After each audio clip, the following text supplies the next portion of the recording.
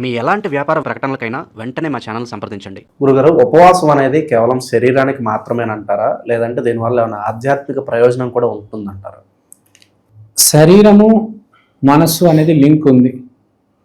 ఉపవాసం చేసేటప్పుడు శరీరానికే శుద్ధి కాదు, అది ఇండైరెక్ట్గా మనసుకు కూడా లింక్ అవుతుంది. మీరే ఏమీ తినకపోతే కాన్సన్ట్రేషన్ బాగా పెరుగుతుంది.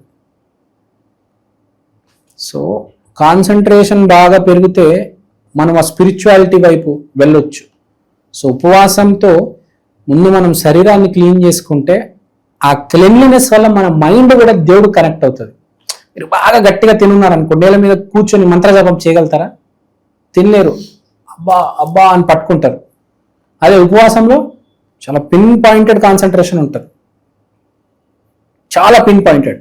చాలా మంది ఉపవాసం చేసేటప్పుడు ఒకరోజు 2 రోజులు కాదు, నేను కొన్ని రోజుల పాటు చెప్తాను. 100 రోజులు, 200 రోజులు, 300 రోజులు ఎవరైతే ఉపవాసాలు చేస్తారో జస్ట్ 10-15 స్పూన్స్ తేనె తాగుతారు అంతే. దాంతో ఉపవాసం చేస్తూ ఉంటారు. అది కూడా తాగకపోతే చనిపోతామని. ఆ తేనెతో ఉపవాసం చేసుకుంటూ దేవుడికి కనెక్ట్ అవుతారు. మనకు చాలా మంది ఋషులు పెద్దవాళ్ళు ఉన్నారు.